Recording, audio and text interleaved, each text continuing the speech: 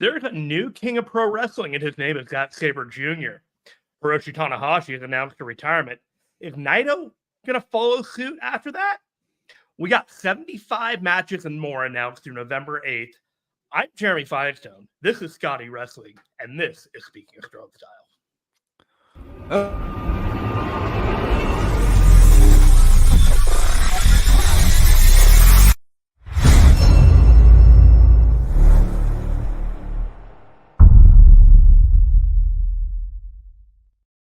Man, that is much harder than it looks. How you doing, Scott? I'm doing great. We're doing New Japan Talk today. I'm a little hyped up. We were talking before we ever got started today about potentialities, and you got me a little warmed up before I was even ready to go. So I thank you for that. And yeah, so again, how are you doing? I'm doing great. You called upon me in like the best week possible, with everything possible happening at once for New Japan Pro Wrestling. Like I remember when you asked me to join on the show, I didn't look at the calendar. I just was like, well, I looked at the calendar from my own schedule, but otherwise I was like, I don't know what's going on. Sure, why not? And then like the realization hit me last week. I was like, hold on. Yes. I am on Speaking of. Yes. This is one of the most important episodes of the year. 1,000%.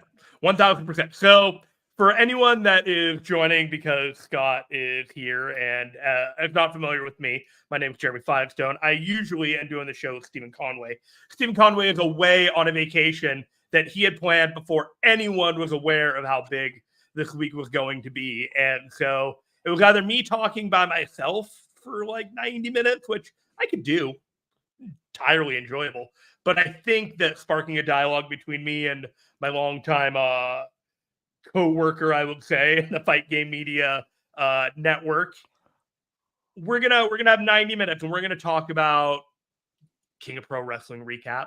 We're gonna talk about the Power Struggle announcement. Super Junior Tag League got thrown in our face for 8 days starting next week. We got to preview that today. Good luck to us. We got Fighting Spirit Unleashed. We got theories about what we're doing in Wrestle Kingdom. I couldn't even get all of that in 30 seconds before we started, so I just gave up. And so here we are now. And man, do you want to just get started with a recap of King of Pro Wrestling, or do you want to talk about just general thoughts about what you're feeling about New Japan right now? I mean, general thoughts wise, I feel like the answer follows the show, right? You couldn't be. This time of year is always a very interesting year for New Japan. I think a lot of people kind of just settle in, right? It's like, okay, we're just getting to Wrestle Kingdom. But this year, they went against the grain, obviously, and they moved up the G1 challenge. And I think that alone made things more exciting. I looked at this King of Pro Wrestling card. I was like, is this their best card of the year on paper? Just top to bottom, excitement levels as well.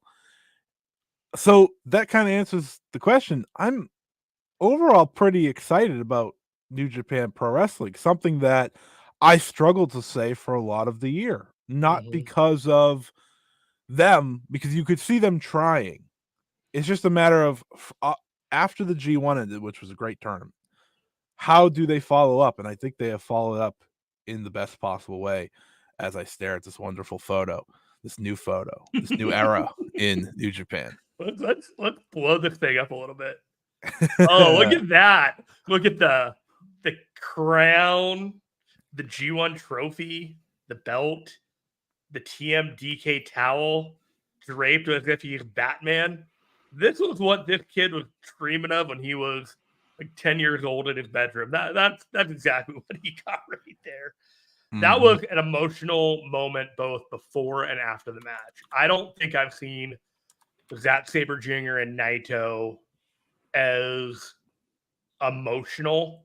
Like, they were both clearly, they knew how important, and like for both of their careers in different directions that it was going. And so I think that energy, I think we all kind of knew was coming, right? Like, you thought that this was going to be a passing of the torch in a lot of ways. And so I thought this show was better than Dominion when I saw the card was announced. I remember the Dominion card being, and I'm like, this is good. like I'm into it. Yota Tsuji and David Finlay, I think was in there, and a couple other matches, and like it was fine. But when I looked at the King of Pro Wrestling card, I'm like, oh, this card, pardon my language, this card fucks. You know what I mean? like this is what I'm here for, and none of it missed on the whole thing, and so we got Power Struggle, we got the Super Junior Tag League, we got Fighting Spirit Unleashed, and we got a road to Wrestle Kingdom. We got a real like pathway in which, from the time the G1 ended to now, we just don't know. Right. Know where we're going. And, I told you a couple of the things that I thought were the theories based off of some groundwork that they're getting, and we'll get there.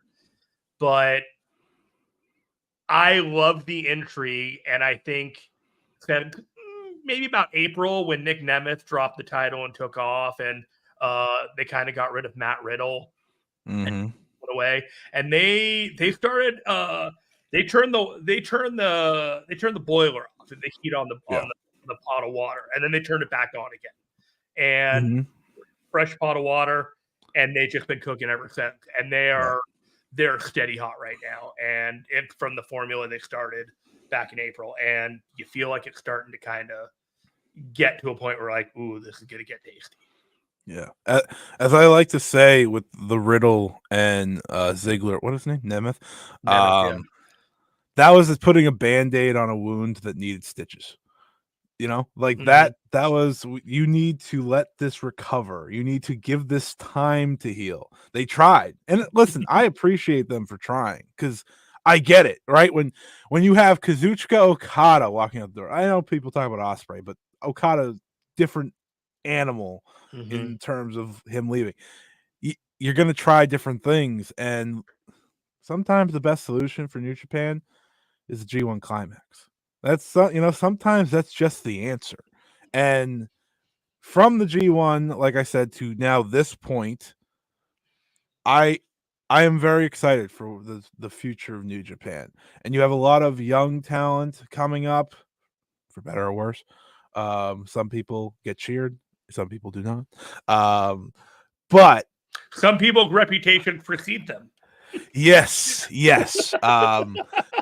That is true. But I watched this show, and I watched the young guy that I'm most interested in hit a home run against a main event guy. So to me, I know. I agree with you. That was a fantastic showing. They still got, there's plenty of hope there. They're magic. That they're kind of sprinkling a little bit of the dust on these matches, and you just feel like that you're seeing something sparkle a little bit. I feel like there's a lot of like weird mixed metaphors, but it's just like you just feel like there's something special about New Japan when you're watching this show, that like, okay, they got something here, and it's just like you've got a lot of the Western wrestling where, like WWE is doing very good at what it is. Yes. But what WWE is a very tailored presentation of pro wrestling that doesn't always hit for everybody. Right. AEW right now is a mixed bag, trying to appeal to everyone and doing whatever job people want to say that they're doing at that. New Japan, just stay in the course. Head forward, like, this is what we're doing. We're working with you guys. We got historic X-Over coming up. Like, we know what the plan is. We're headed in that direction. And I like it. I like the consistency. I like just feeling like we're on the right path. Yeah, I mean, just to go off like my personal interest in wrestling right now, I have found myself going down a far deeper dive into old wrestling. If anyone pays attention to me, Queen of Villains screwed me up. I'm not gonna lie to everyone. If you watch that show, you know what I'm talking about. It screwed me up in ways that, like, I don't want to watch any current things anymore. I have made the sheet of 500 plus old Joshi matches from 1976 to 1996. That's my new goal. That's my new mission. But New Japan having a show like this reminds me why I still watch current wrestling, why I still am interested, because it's like, this is why I'm so locked in. This is why you're so locked in. This is why so many people want New Japan to be great, because it still feels like the place to go. I know one company has this is where the best wrestle, and the other company says if you're not here, you're not anywhere, blah blah blah. But listen, New Japan is finding that stride that made them so popular to begin with once upon a time. They may not put on the match of the year every show these days, but they put on some really good wrestling, and sometimes that's all I'm looking for is really good wrestling with simple things to follow, and that's what they're doing. So right before Hiroshi Tanahashi had his match and announced his retirement, we saw the debut of Ryohei Oiwa in this whole thing. There is a sense of duality to that I don't know if people really have thought about how they put that card placement, because it's really weird that match was where it was. You know what I mean? Like, that title match should have been a little higher on the card when they did that, despite the 25th anniversary, despite, the junior heavyweight title being on the line and the global title. It's just one of those things. And so I felt like there was a duality there. And then to keep in mind that those things happened on the night that Zack Sabre Jr. wins the IWGP title. And you can't tell me that this isn't going to be considered some kind of landmark show down the line. No, this is one of those shows that it may not be like a 5-star thing, but we saw Naito pass the torch tonight in a lot of ways. We saw Hiroshi Tanahashi pass the torch in a lot of ways. In the same night, in 2 different ways. Going into this Wrestle Kingdom, I was dead set on thinking that, like, neither of these guys are going to be in the title picture main event focus. Now, Naito still is, and I believe that. I've kind of pivoted on that. Sure. But it is all about the future now. It is all about who is going to be the stewards of the now who are going to get into the future. And Naito, unfortunately, hasn't been that for a while. And so he got his run. He got that last big doing business deal with Sonata all through last year. Yeah. And, they stretched that run out by giving Moxley the IWGP title in the middle of the thing, because Naito wasn't going to be able to hold up for that. And he wasn't an MVP of the G1. He was there and he did what he needed to do, but the other guys did the heavy lifting. He's done everything that he needed to do as the face of New Japan. Yeah. And now it's time for him to de-escalate his emphasis of how important he is, because I think we were getting to that point. Yeah, he put the team on his back as much as he could as a star in a time where you need the star on top, even if he couldn't handle it. And that's what he gave to New Japan this past year is one of the most important things a wrestler could give to a company. It gave them a chance it gave them time more than anything, right? Because when you have Naito on top, guess what? People are buying tickets. It's just how it goes, And you saw by, before, I would say before he lost the belt to Moxley, it's like, okay, this guy, this guy's last shebang was the Wrestle Kingdom. He knows that. They know that. But with the situation they're in, please keep going for us just for a little bit longer. We'll do the Moxley switch, so you don't have to defend, the whole year. And I think you're absolutely right. And you watch this show and you watch him lose, and it's like, in a way, he was probably relieved. He's like, listen, I know I'm gonna still have to be in some big Mission matches, accomplished. time and again for the big shows, but I'm done, man. I did my job. And I think that's why, like, you look at Naito this year, and when people vote for their awards and everything, he's not gonna win Wrestler of the Year or anything, but he deserves an award for that type box office type thing. He deserves an award for. They need to make up an award just for guys doing their job, because that's what he did to the very end. He understood the assignment. He did. He did. There was a moment. He got beat up because of it.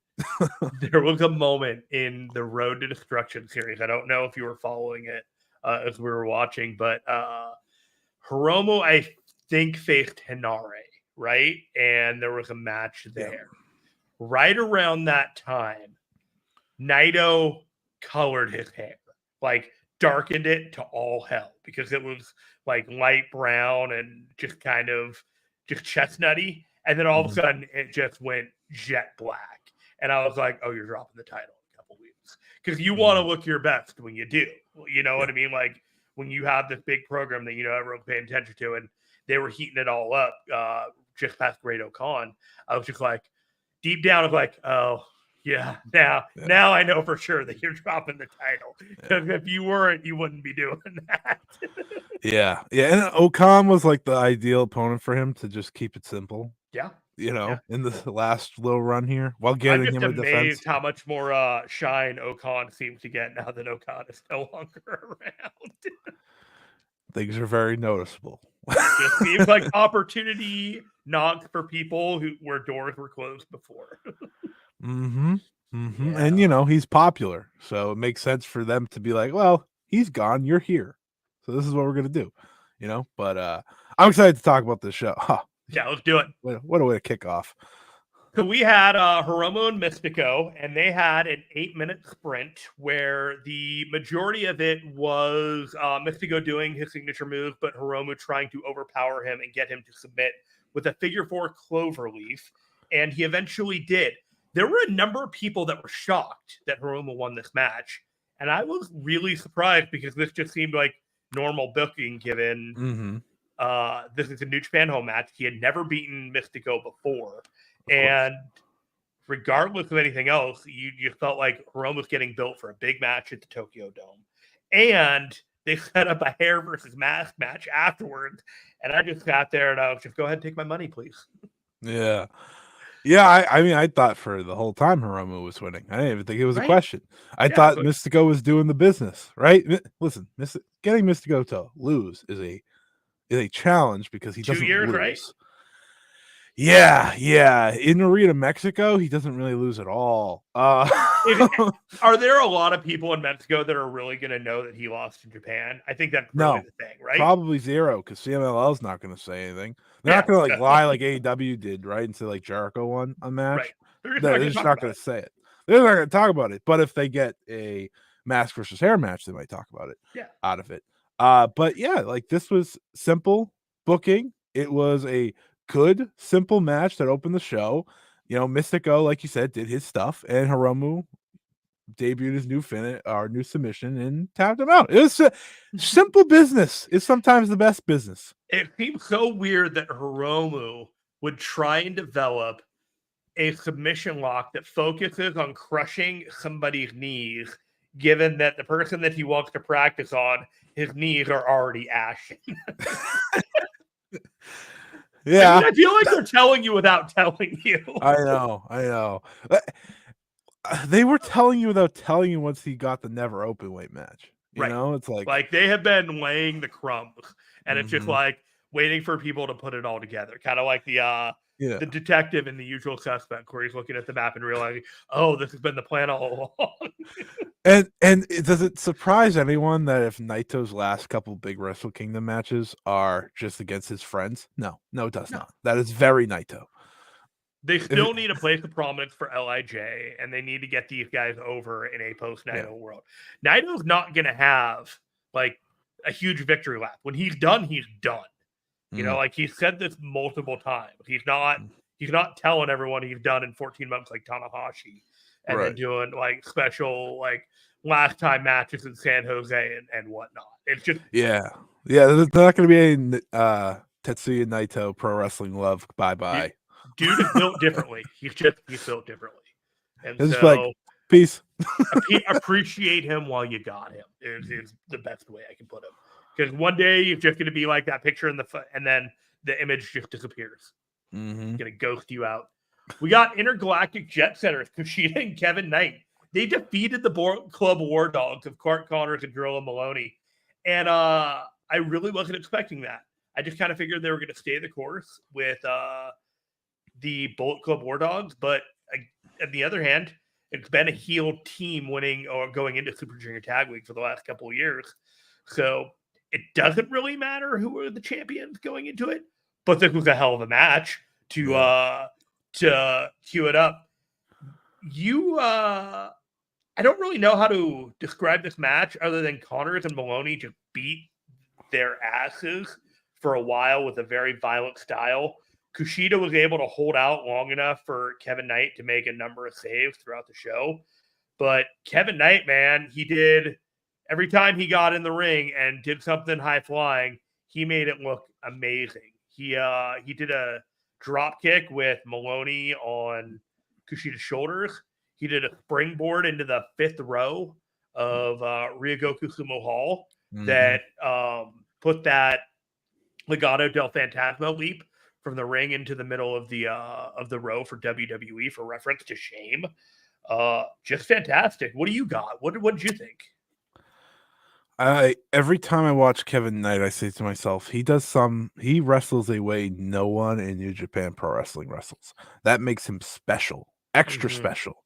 And I'm like, he needs to not be just doing junior tags next year. Like they've kept him down too much. I look at him, I'm like, this is a heavyweight in the junior division. I mean, I know Maloney's also here. So it's, it's not. There are a lot of people with a wink and a nod about where they belong on the card. But like, I watch Kevin Knight and I'm always blown away. And I'm like, this is the guy you need to keep. Like, this is the guy you need to keep and put in a central position, because I feel like when Kevin Knight's not doing this with Kushida, I don't see him the rest of the year at all, anywhere. Right? Like, I guess he pops up in MLW now. I think that's the new place that he's staying in shape, and I will give him credit for that. He's staying in shape, and he shows up to these matches as if I've been watching him wrestle for the past 12 months straight. How does he keep getting that much better and we don't see him like working anywhere?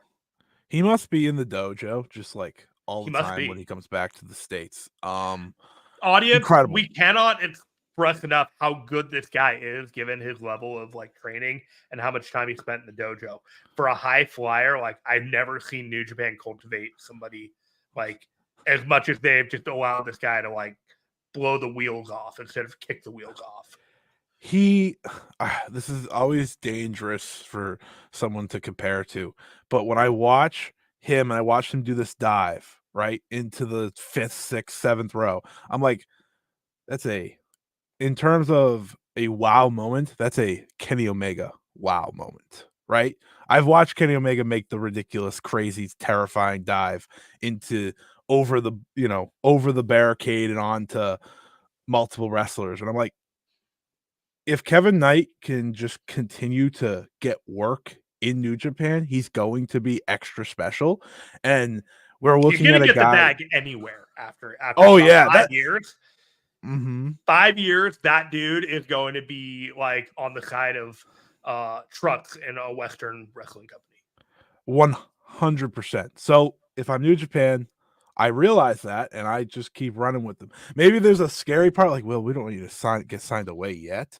But at the same time, he's yours, so run with them. Yeah, and I like them. I like the big surprise win here. I just think like the Kushida and Kevin Knight are awesome. So like, good for them. Get the accolade. Is Kushida still like freelance, just working TNA and just kind of training at the dojo? And yeah. Just living the dream. He sure is. I like that once Kushida went freelance, he just like clicked back into full New Japan Kushida. Like when I watched him in the Best of Super Juniors, I was like, excuse me? He had a couple of different runs. Like he was out of his mind with some of those matches, not last year, but the year before, where they went out into the field, I think, and had him like one of the matches had him like wrestling out of the field outside of the arena. And I'm just like, what is happening right now? Like, I don't even understand. The only other thing I will add about Kevin Knight, and I like to make these comparisons to people in WWE, but Kevin Knight, and this is how I know he's going to do well. He is the best elements of Carmelo Hayes and Trick Williams rolled into one. Like, he is everything that they like about both guys, and he has it all in one single package. And it's just like, and he might be better than both. He is a special wrestler, and I think New Japan knows, because every time he pops up, he wins the tag title. He won, yeah. They have plenty of guys that they could have decided to run with, and they put the belt on him. Man, he after that match, he couldn't let go of both belts. I was like, get the belt to Kushida, you asshole. Yeah. The only sad thing about the loss is that we get the white straps disappear, don't they? They might, but I will gladly take that in favor of a Bullet Club War Dogs unit that is angry as hell and ready to beat the crap out of everybody going into the next 5 matches of their career. Everyone's angry. my favorite thing about them now is that everyone's angry except for Finlay because he's just like rocking on top. Yeah. He's like, yeah, I'm good. Like, I'm good here. I've got everybody cooking the way I want them to cook. I'm great. Oh, you lost? Well, that's not my problem. You know what else is special besides this match? The next match. Caveman hug, huh? Yeah, I mean, this was, if you're going to have this match 100 times, right? Mm-hmm. I think it was probably in the top 10 of times that you were going to have the match. Just, it could have been a lot worse, is how I look at it. I think Caveman Hug was fine. Mm-hmm. I don't love Fale in these matches. I didn't love the narrative of like TMDK constantly getting bullied and having to overcome and eventually do, because it seemed a little formulaic. But given the strength of the rest of the card, and given that this thing wasn't that bad, I'm willing to give it a thumbs up on the strength of everything else on the card, booing it up and knowing that TMDK rightfully won, and they did the best that they could. Yeah, I mean, I look at this match and I say, well, it wasn't bad. Mm-hmm. That's a victory. That's how I feel about Bad Luck Fale in 2024. We covered it in a minute. Moving on to something that was tremendous. We had Shingo Takagi and Ryohei Oiwa in Ryohei Oiwa's debut match as a full-fledged member of the New Japan roster for the never Openweight title. Scott, I don't usually do this when I'm running the show, but I'm just going to let you take lead, and I want you to talk about this match. I don't think I'll ever watch an excursion more than I've watched of Oiwa's ever, or Oiwa. Like, I watched so much of his Noah run, and I was like, this is the guy. You know, you talk about the Rewa Three Musketeers and Yu Uemura, and you know, we've seen flashes, we've seen minutes. I was like, this guy is flashing on excursion. Like, this guy is showing that before he even gets back. And when they made this match, I said to myself, this is it. This is how you put him in there with one of, if not the best wrestlers in the company. And he is going to show you why he's the one compared to everyone else. It wasn't a long match. It didn't need to be a long match.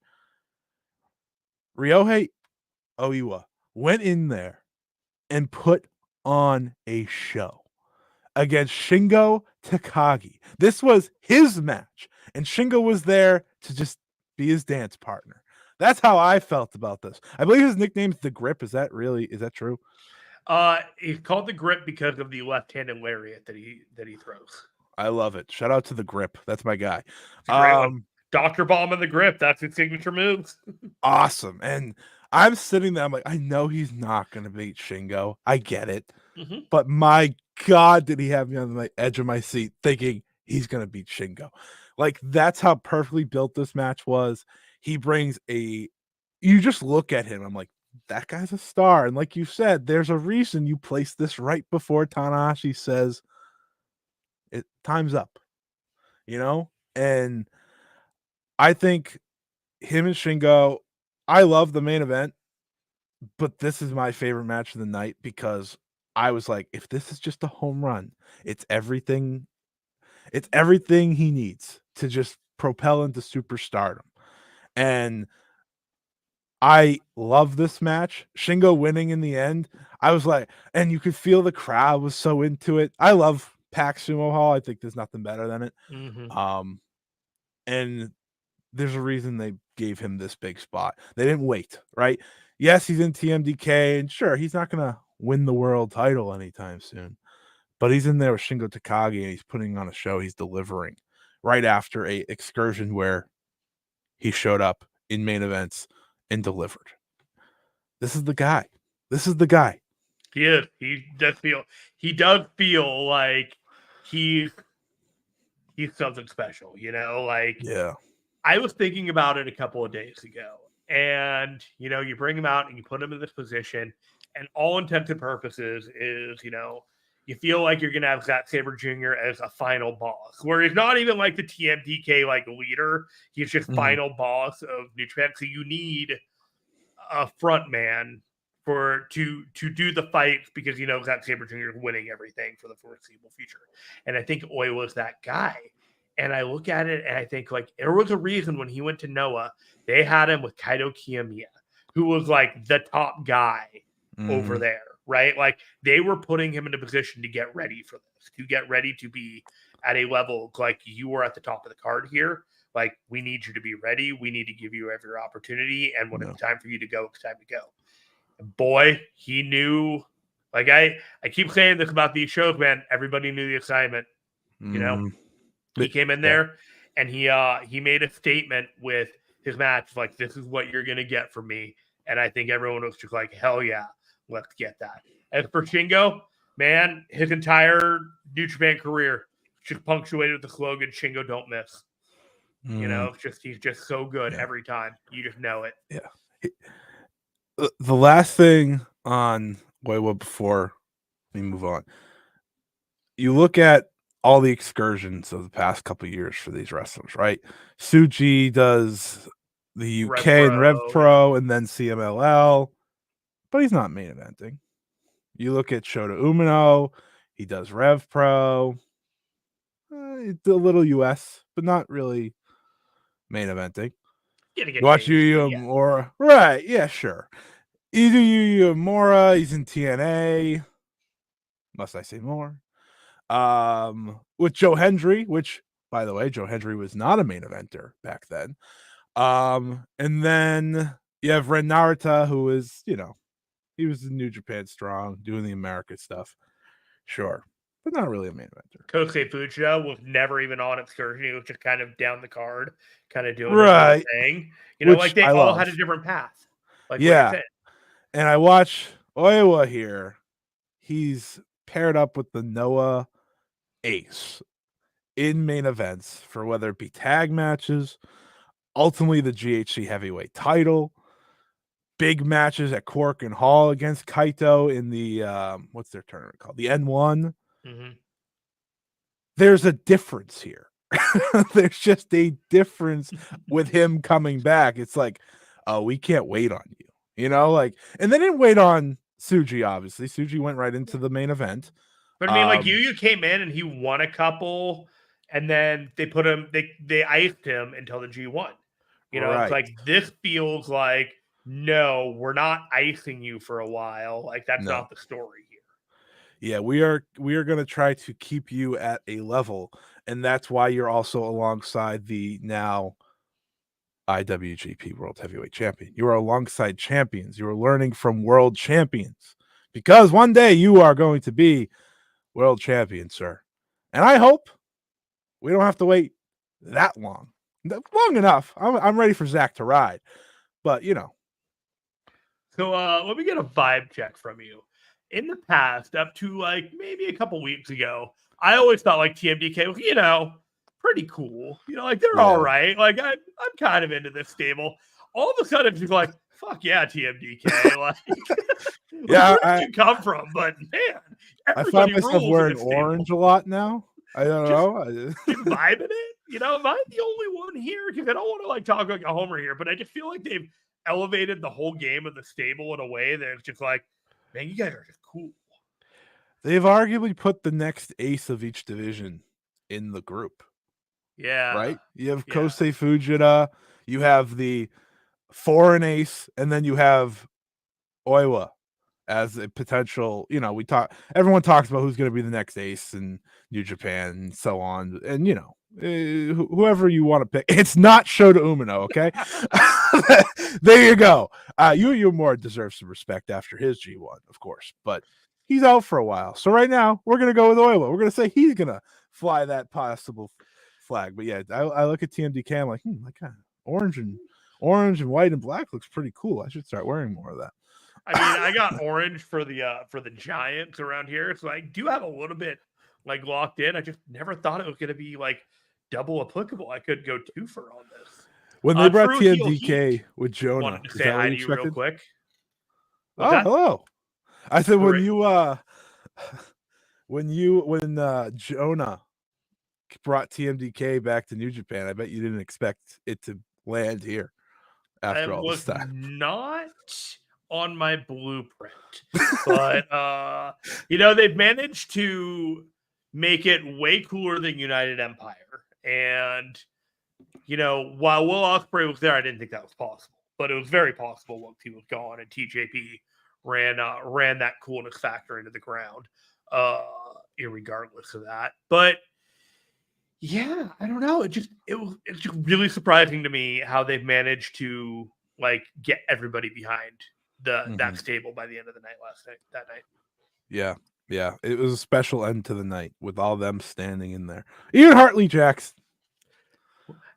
I'm not sold on him. I'm still a Bad Dude Tito loyalist, and of course. I don't understand why he's not there instead. Personally, I think we should have everyone there. Bad Dude Tito should be in Japan way more than he is. Absolutely. He's not in Japan at all. So shout out to Bad Dude Tito. Yeah, he's awesome. So talking about guys that are awesome, that guy's awesome. Guy's way awesome. Did you think that the outfits of Tanahashi, Shota Umino, and El Fantasma were awesome in the next match? Let's do the. What do we think, everybody? It was something. So we had a Gladiator 2 crossover that New Japan gladly took the money of course to sponsor, and we have Shota Umino dressed mostly like Russell Crowe. We've got Hiroshi Tanahashi as an archer, which sure, and then we've got El Phantasmo. Man, that new haircut of his is really making him look a little bit more main eventer than in the past. And he's rocking the spear. And I wasn't sure what I was expecting when I saw that, but here we are. Yeah, it was something. It was something I was not ready for because I didn't know that happened.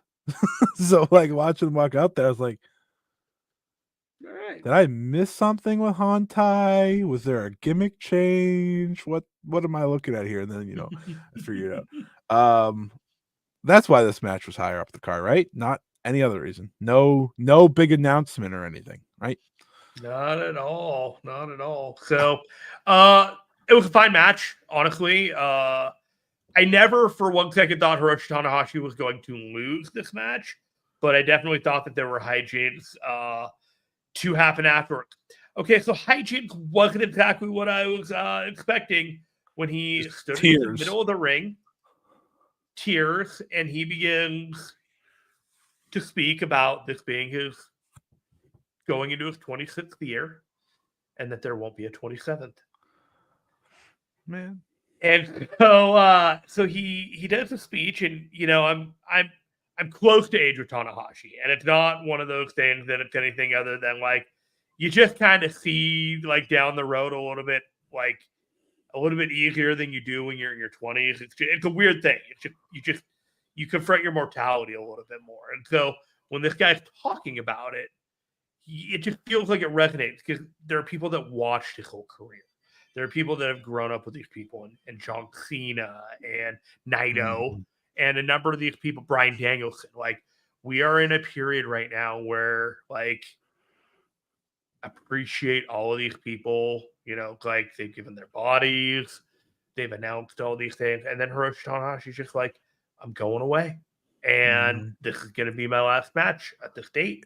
And he said that the decision was made when he decided to become president of New Japan Pro Wrestling. It just took some time to get all the affairs in order, and frankly speaking, I am glad that he is making this decision of his own volition rather than someone making this decision for him.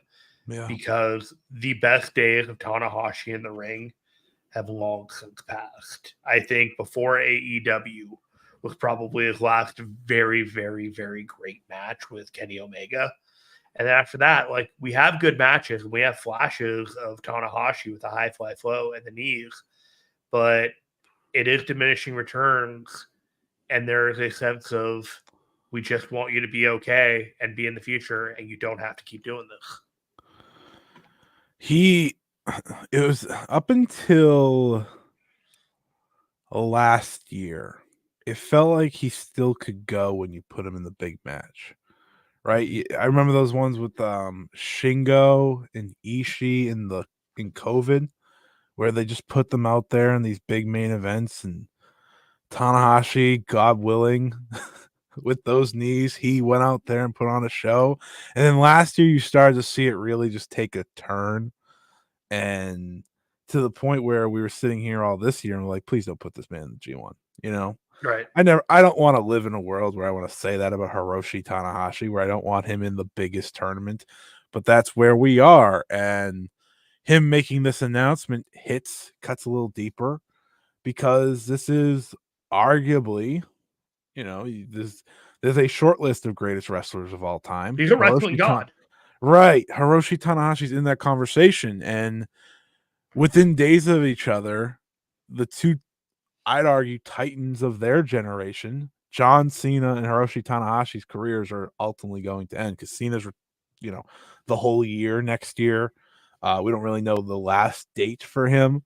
And with Tanahashi, we know his January 4th, 2026.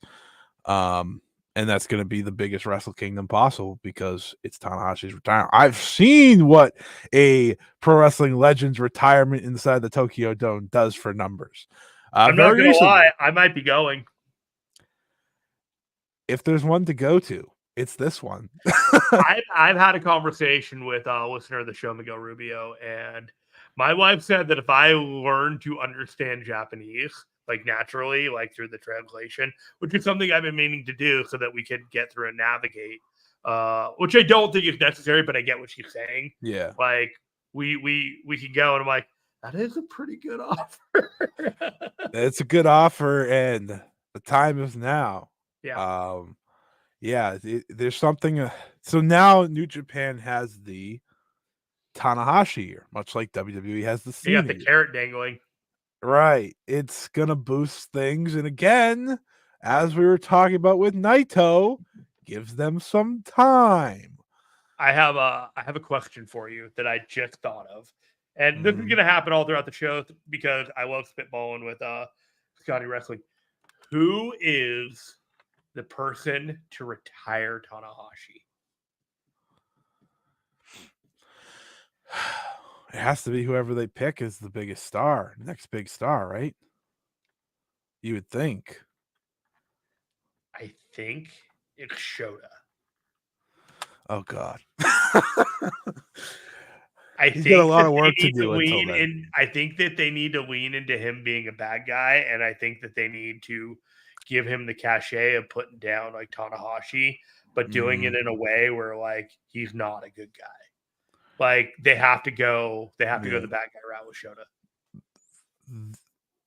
They have a lot of time to mark, and maybe he's already picked. As far as I'm concerned, this guy could already have an entire map planned. Tanahashi. Tanahashi's picking the guy, right? So right now, like Shota makes the most sense because of the Hantai connection and him wanting to step into the next role, but I don't know. We're so far away.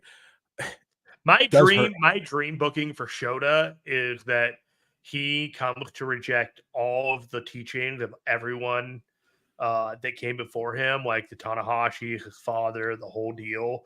He becomes like the New Japan version of the Legend Killer, and he's just dispatching all these old guys. And the final one that he does is Tanahashi at the Dome. That might be the way to save him because, well, as I said, it's rough right now. It is absolutely rough. And you're getting booed out of the building when you show up. That's tough. That's tough. People got like Tai Chi was. They don't want to boo Shota, but he has something that they can work with, and I think that they need to pull the trigger on him being a bad guy. And honestly, I kind of looked at ELP as Shota being the match at Wrestle Kingdom this year and going down that route.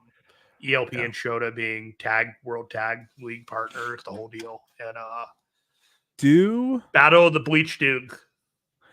Do you think Tanahashi gets one more IWGP World No. Title match? No. Match? Yes. Yes. Match, not title. Not title. He's not going to get a run, but I do think that he gets one more title match. I know that was like one of his things. He wants to get it one last time. Which I wouldn't be will do shocked if bonkers. Battle in the Valley was Zack Sabre Jr. or whoever was IWGP champion versus Tanahashi in one of those like dream matches. They do that in San Jose all the time. Yeah. I think I want one more Tanahashi Japan title match. Yes. Just to feel it, you know. I think that they will probably do something like that closer to the end of the year than the beginning of the year. Me too. Because it's more of like a slow burn thing. You don't want to give that away like right away. No. Because that like lowers the tension throughout the year of can this dream run of Tanahashi, can he really like reach that dream? It's not like you've seen him struggle so hard to stay competitive with his contemporaries that you have a different starting point if you were going to build him back up again for something like that. There's too many legends retiring right now. That's what I'm saying. I don't like it. No. So this is the thing, right? Usually we just look at these guys and they wrestle for another 20 years. It's like, oh, it's fine and dandy. No, they can't. Some of them just can't anymore, right? And Tanahashi's one of them. I mean, Cena could, but he's got different life now. Sure. I just watched Danielson get effectively destroyed and killed off. And there's no guarantee he's back because, neck surgeries are neck surgeries. I mean, how many matches have we seen Ishii do singles matches on New Japan like programming in the last year?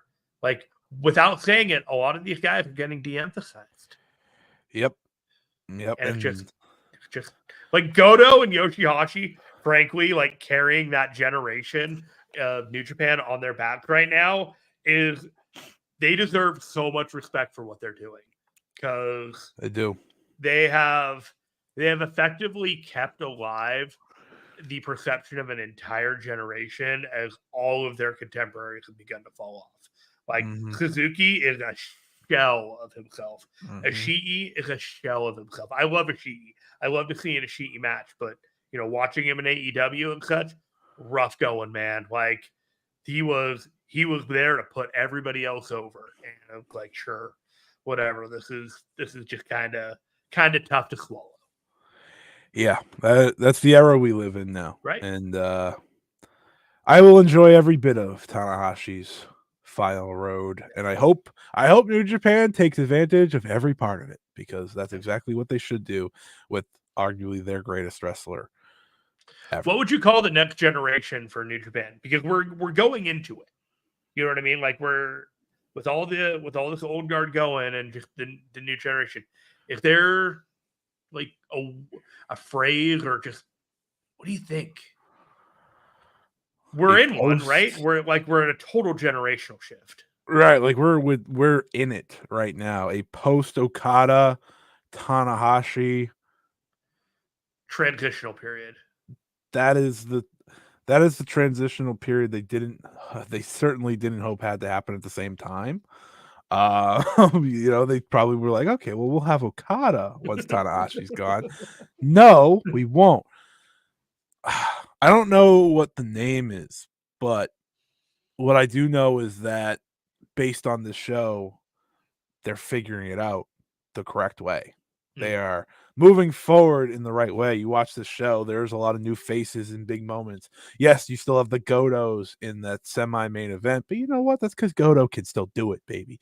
Goto can still Goto. Even if he breaks his kids' hearts. Kids are true workers, buddy. They are.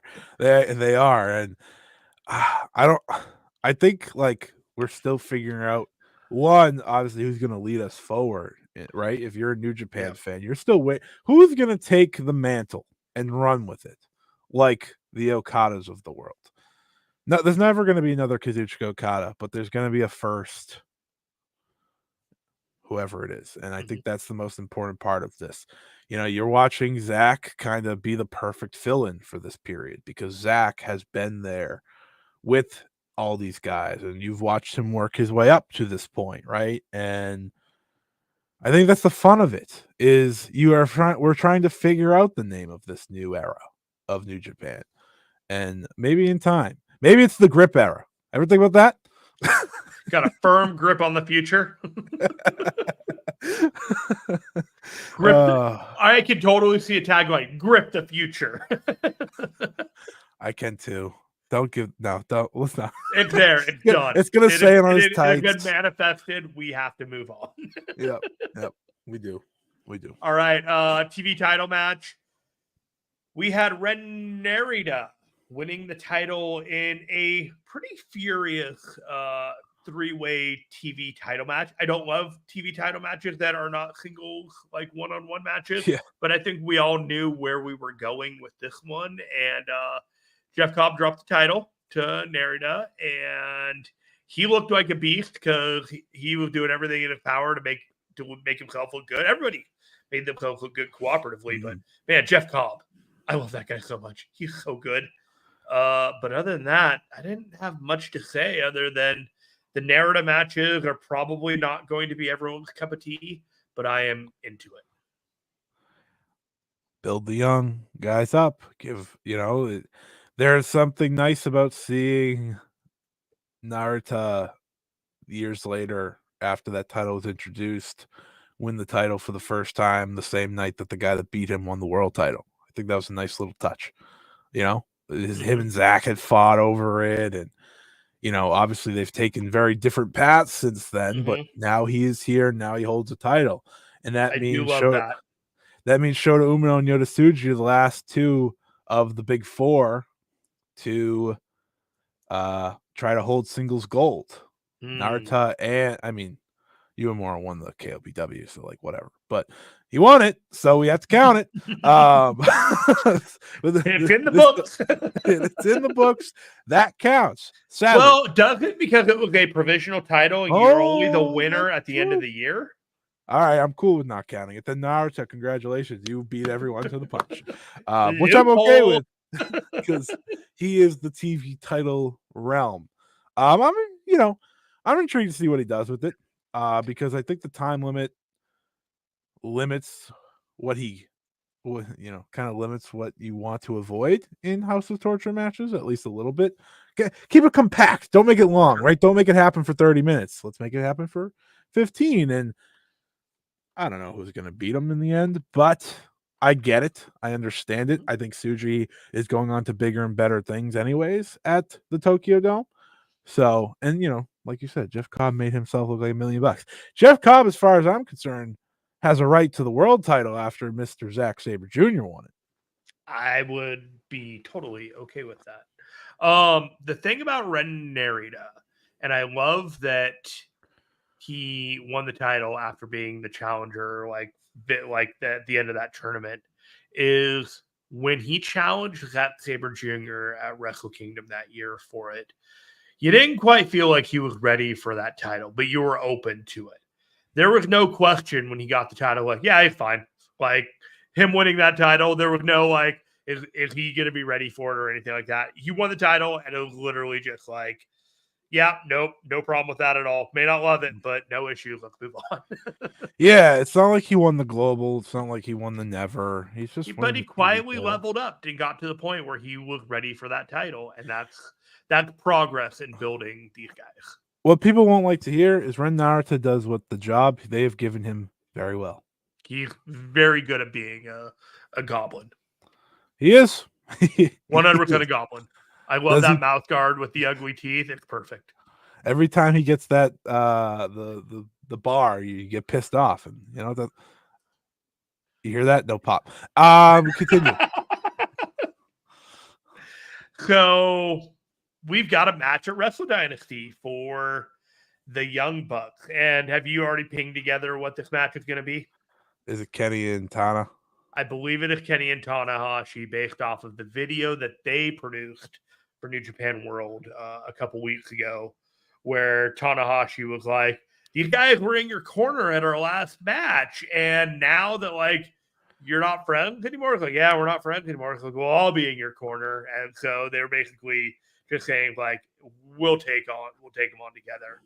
And I kind of pinged the Discord about this question, and the question was, do you have the Young Bucks hold on to the AEW tag titles and then put those tag titles on the line against Kenny and Tanahashi and do the title change at the Dome? Yeah, because that's probably the only title change you're doing on that show. Like, what else? What else is Tony Khan gonna have changed? What other tag team do they have that didn't even give a damn in AEW? I know. I saw people thinking Private Party was gonna win the other night. So rough time. It was never happening. I love the Outrunners, and maybe they're gonna get to that point, but they are what the Acclaimed were 2 years ago or 3 years ago, with the crowd really behind them. And Tony needs to strike while the iron is hot, and I don't think he's ready to do that, because I suspect those titles are going to Tanahashi and Kenny, and they're going to do a little bit of a run with those titles in AEW while they de-emphasize Tanahashi, at least for the first part of the year, and then bring him back and get ready. Maybe is he really going to be in the cup kind of thing? Right. And so there are a number of opportunities for him to go back and forth with those titles if he wanted to. Tana feels like he's going to have a few months. Obviously, he is running New Japan, but besides that, he feels like he's going to have time to pop back and forth a little bit. And listen, if WWE gets to take advantage of a John Cena retirement tour for the next year, I'm sure Tanahashi's going to want Tanahashi. Sure. I'm sure Tony Khan's going to want a little bit of that Tanahashi retirement tour rub. And there's you could main event Wrestle Dynasty with Kenny and Tanahashi versus the Young Bucks. Absolutely. Now, assuming Mr. Okada's in the building, they might want. I feel like they're going to want to try to keep him out of the main event. I had a dream match for that. I don't know if it'll work based off of other dreams that I have, but the Okada match that I would do would be Okada versus Takeshita in the finals of the Continental Classic, and I do it at the Tokyo Dome. I agree. I also think that we should get rid of that belt that comes with that tournament, but that's another conversation. Absolutely. Just make it a trophy, and you're the trophy, and then it's almost like the winner should challenge the world champion or something. Like, you don't become the winner of the Continental Classic, that tournament, because you beat the guy later on in the year. You know what I mean? It's ridiculous. It's a ridiculous idea. You get your trophy, you carry it around for a little while, and then you defend it. You're an automatic entrant in the next year, and you defend your whatever. Come on. Out of all the dumb ways they get world title shots, I feel like that would be the easiest way to actually. Okay, so I've got a question for you now that I've thought about it. So does that mean that Gabe Kidd and Mark Briscoe or Chris Jericho and Okada are all three in the Continental Classic, because they're all three belts that, you know what I'm saying? Yeah. I forgot all about that. When they became a triple crown for a couple months, and then they're like, oh, that was probably not a good idea. I mean, what? I mean, I feel like Mark Gabe Kidd, but he's got to be in World Tag League. Like, you can't take him away from World Tag League. Yeah, so you're not going to get so that one might be going. That whole stipulation thing might be going away. Yeah. It was a nice idea, though. It was lovely. It's funny watching this Young Bucks video, because, like, one, no one cared. Two, I care about Omega and Tanahashi, and if that's how we get there, so be it. Now, Omega's going to get cleared first, though. That's the most important part of all of this, which he's on track to. People that I have talked to, and I do talk to some people that might be in the know, that was the targeted time, according to Omega, that he was this is all going according to plan. That's good. That's good. So then, you can have confidence that everyone is on board with this being a target date, and no one is being pressured to do anything that they don't want to do. Cool with me. That's right? It's a reasonable main event as well. Kenny and Tanahashi. I don't think, honestly, that alone is going to interest people, and just the No, but there are other matches. I certainly don't think Naito's going to give a crap on Wrestle Dynasty about any match that he's got. So, he's got Sonata, a couple of these other guys. The day before is the day Naito's going to care. He's going to look at that other show and be like, it says other companies on there. I don't care. That's why they got Okada, right? That's why this show's, let's be honest. Let's just, you and me right here. We're having this conversation. Yes. This show is real because Okada is in AEW. Okay. Yeah. I mean, like, here's the D. Like, the way that it's been explained to me is that this is a New Japan show, right? And this is like, they're running it and other companies are cooperating with them. Now, when you say other companies are cooperating with them, this is a 5-company co-branded show. You got Ring of Honor and AEW. So that's 40%. Hilarious that we count Ring of Honor. Stardom and New Japan, which is 40% Bushiroad, and then CMLL. But it's basically New Japan footing most of it, and they're getting the talent influx elsewhere. So who do you bring from AEW that's worth a damn for the New Japan audience? You got potentially Mariah May and Tony Storm. You've got Takeshita. You've got MJF, I think, potentially one of those main event guys. You got Kenny. You got the Young Bucks. You got Okada and Ospreay. Do you bring Okada and Ospreay over, or do you de-emphasize them at least for another year before you bring them back? That's the big question to me on that one. And I'm kind of leaning towards you got enough without them, but do you have the confidence of feeling that? I feel like those two with Kenny is like the reasoning to have the show. With like why they want AEW involved. Just thinking like from a New Japan perspective, like I don't know, they've had Moxley all the time. So like that's whatever. And you know, Moxley's in a different vibe these days anyways. It feels like the only way to ever get Okada and Ospreay over again is this big show. So we'll see. Is it really fundamentally important to have them? If you have Omega and you have like a big match like with the Young Bucks, can you get by without them? And is it important to do that, or is making as much money with the talent that's made available to you the primary goal?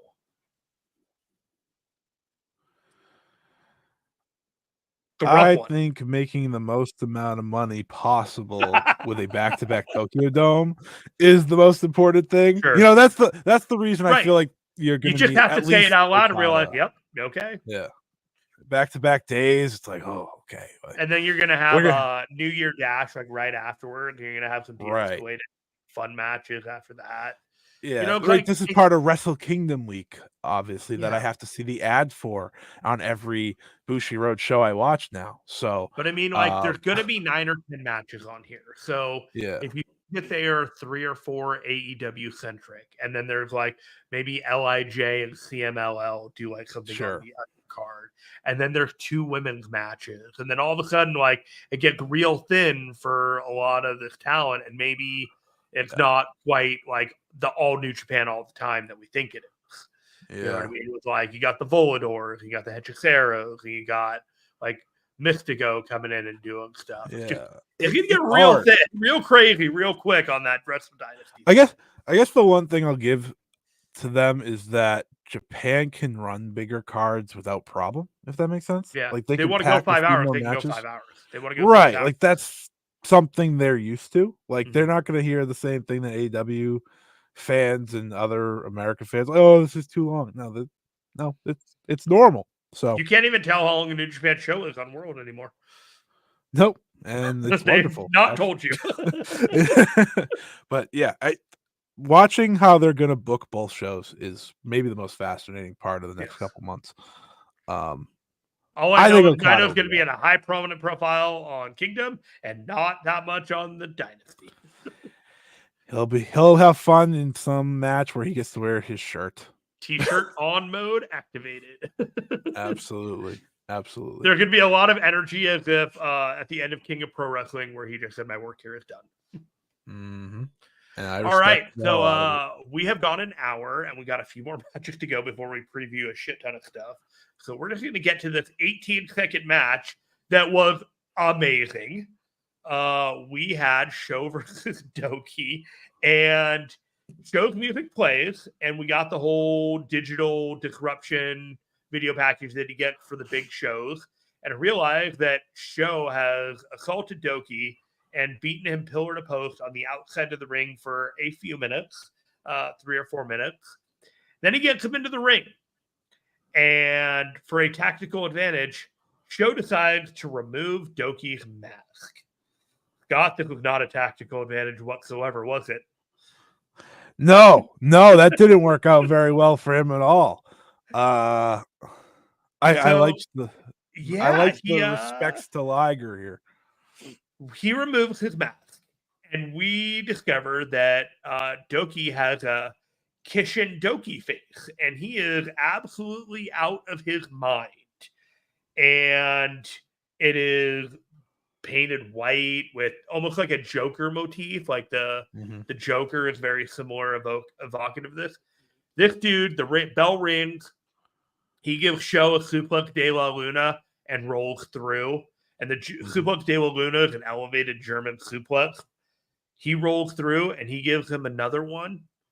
And he gets the 1, 2, 3. And he puts his mask back on his face. And he doesn't even know what happened. And I was like, I love every part of this. It's a fantastic extra facet of Doki's character. It is exactly the kind of show loss that I wanted Show to get. It was brief on a card that was starting to feel a little bit long, and so for that, and they understood the assignment as well. This was fantastic. Scott, what do you got? I love when matches are 14 seconds of shock factor. I love, and I know people hate House of Torture, and Show was perfect for this. Yeah, he was. Like, everything about this was like, I was so entertained by just how it all underwent. And then Doki putting the mask back on and just be like, all right. That was awesome. What happened? What's going on?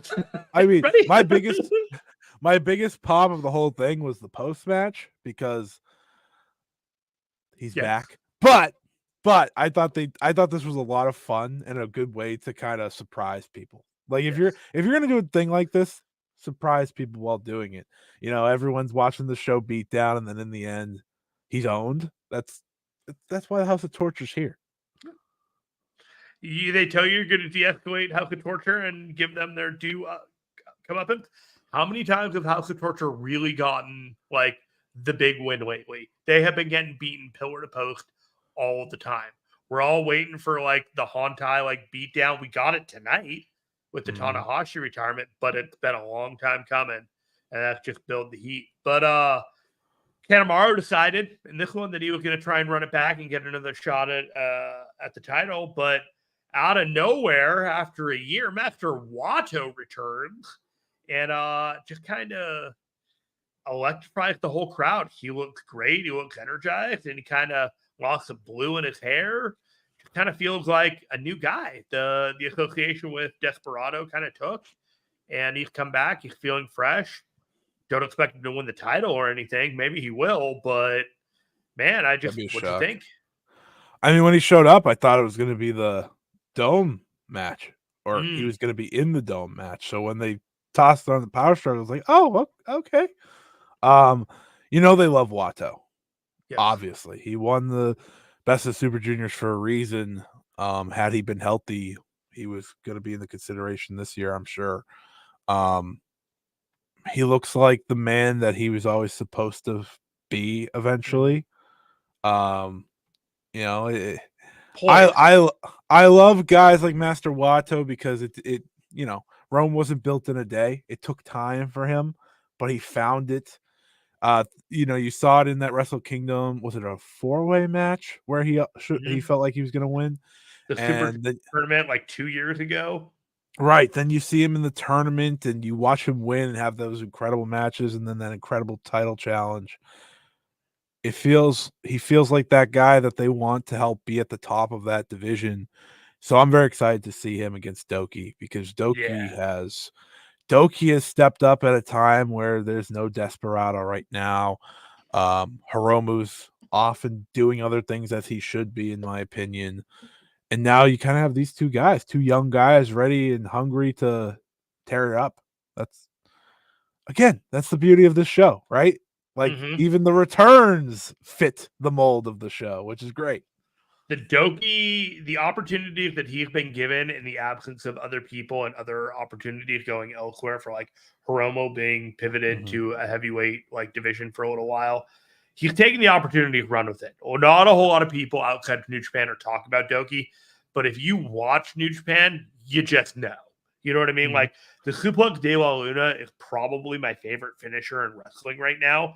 It is an absolutely beautiful move, and I just every time I watch it, you're just kind of like, that's so beautiful. Doki's one of the MVPs of New Japan this year for me. Yeah, he's a backbone.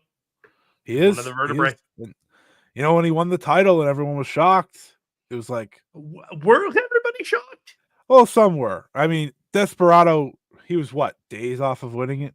So I guess it was just one of those, just like, he's done well enough that if you're like, one of these days, Doki's gonna win the big one, and then one of those days, Doki won the big one.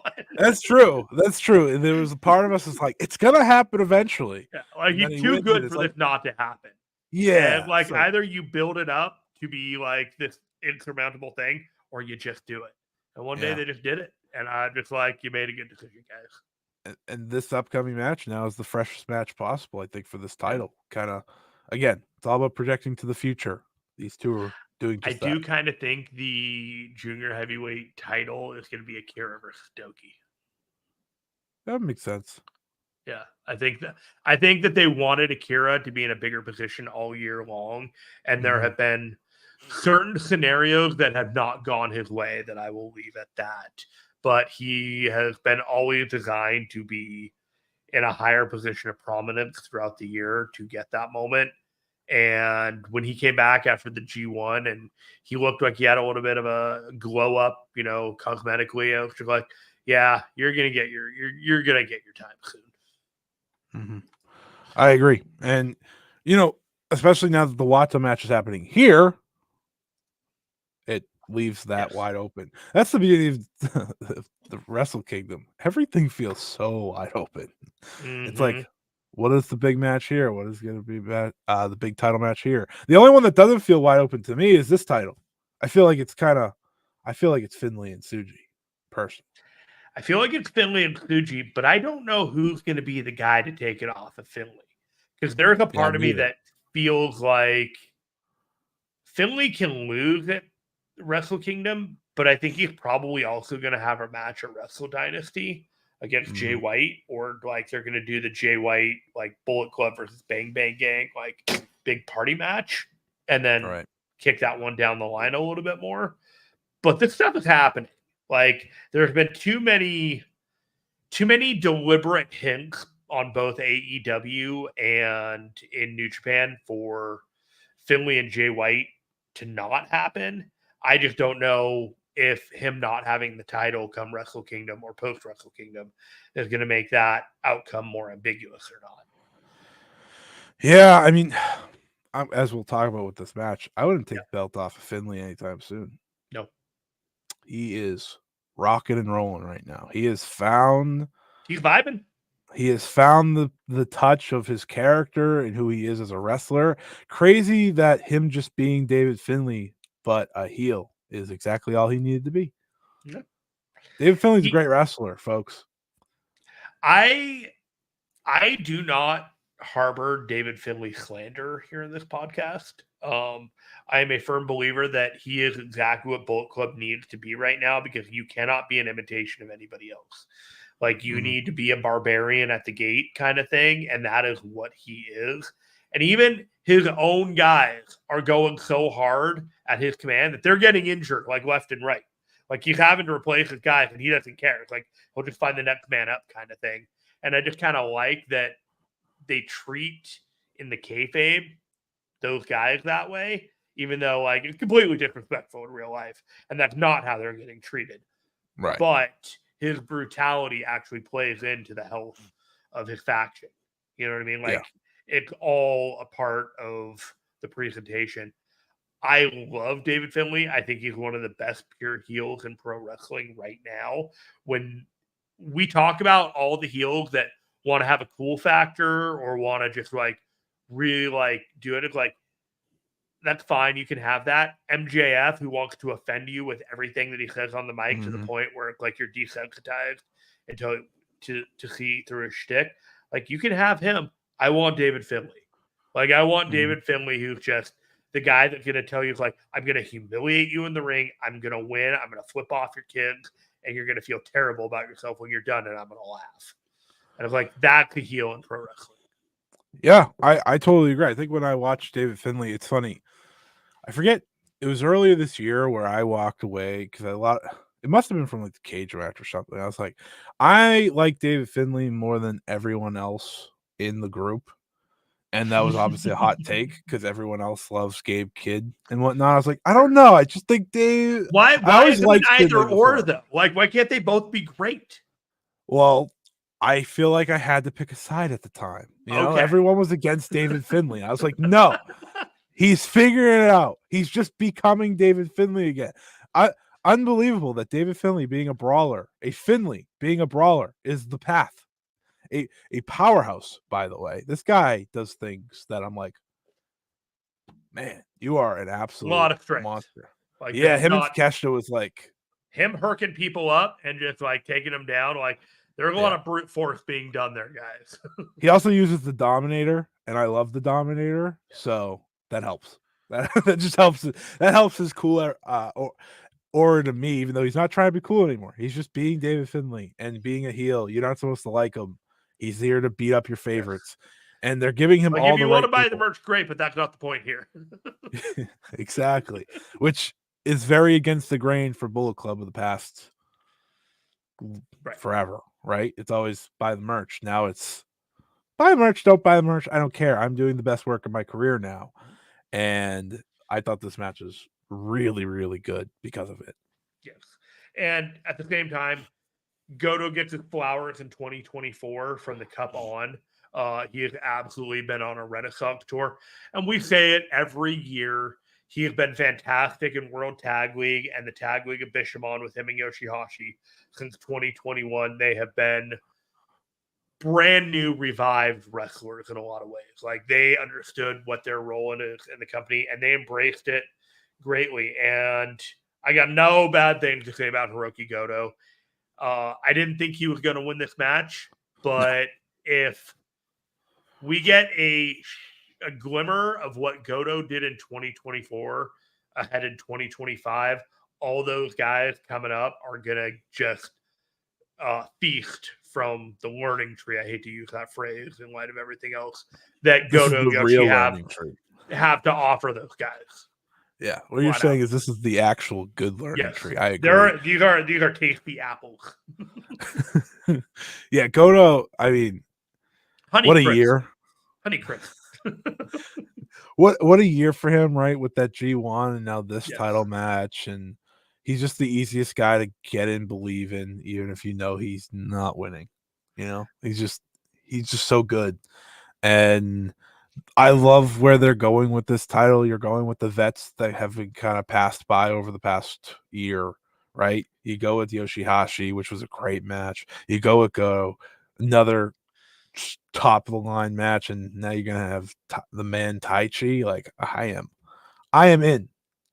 I like how they closed the loop on Goto and Finlay here too, because wasn't it Goto got the spot because Finlay like got sick with the ear infection or whatever, or like had a neck injury. So I like when New Japan closes the loop at the end of the year on these kind of things, where like one guy gets a win or there's inconclusive or something here, and then it's just kind of you get back to the point where they make clear who the top guy should be. The perception of the top guy going forward. And David Finlay is the head of that stable. Taichi getting the nod after calling out Yuya Uemura is really, really interesting because Taichi doesn't get these opportunities all that often, and we may not be getting that many of these opportunities anymore after this because, you know, it's going to end up being behind Yuya Uemura. He's the heater for Yuya in this feud right now. You know, like Finlay, a lot of these guys, Finlay is dispatching all everybody, everything. Just wild. Right. Yeah. Right. I think that's why Finlay holds this long. You got to pay it off with that Yuya match eventually, and he's not going to be around for a bit. So, how long do you think it'll be? Yuya's going to be gone? I think he's just gonna miss. He'll probably just miss Wrestle Kingdom in a little bit. They'll hold off until the Cup then. Yeah. Hold off to the Cup. I mean, if you want to, you could always just run him out there on New Year's Dash. I wouldn't. I just wait for the Cup. But have him beat Finlay in the Cup, maybe. I like it. Get a title match. All right, so we got the main event with 10 minutes to go of our regularly scheduled program. We're going to have bonus content, everybody, today as we cover 75 matches afterward. Lightning round. Here we go. We had the main event of Zack Sabre Jr. versus Tetsuya Naito. As I said beforehand, this was special before the bell even started. Zack was clearly emotional. Naito was clearly emotional coming out. They did the normal patronage. Naito slowly undressing. They're doing all the things. And then they had a really great match.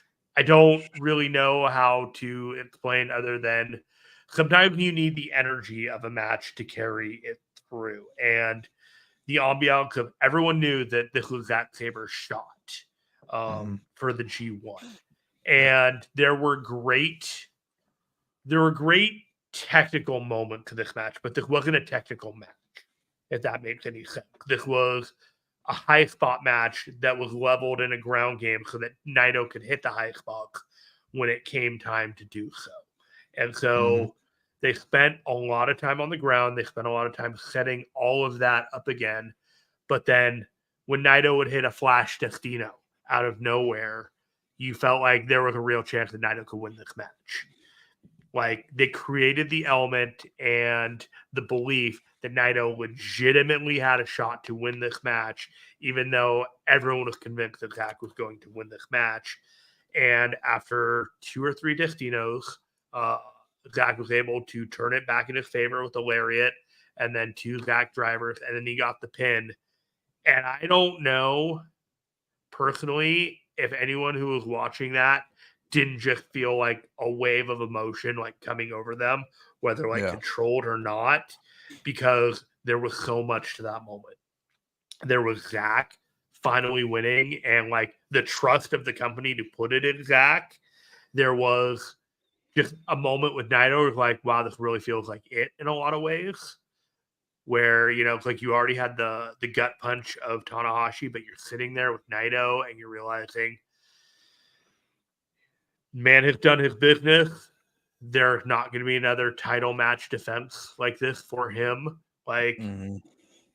This is the end of something as well. And it's the beginning of something with Zack. This is a special night. And, and the broadcast went for another 30 minutes, man. They went with the celebration, and then they, did the normal thing. They brought out Shingo and Shota Umino, and then who was the last one? Sonata. God. So I came out to say, of course I forget Sonata. Everybody forgets Sonata.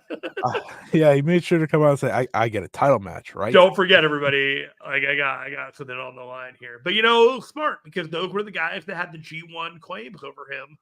Got the wins on him. And so, again, they're going to close these loops. And now we kind of know that none of these guys are really going to be the Wrestle Kingdom opponent for Zack Sabre Jr. And the list is getting smaller. Yeah. The list is getting very small. And it can be a guy from the outside. But it's got to be someone that's got some ties. And I don't know who it's going to be. It's got to be big. It's got to be someone. It could be Moxley. But Moxley versus Zack Sabre Jr. doesn't really feel like that. Now Moxley's AEW champion. So they're going to be protecting that title exceptionally. It doesn't feel like it's going to be Ospreay. It doesn't feel like it's going to be Okada. Honestly, Scott, the guy that I think is going to be is Takeshita.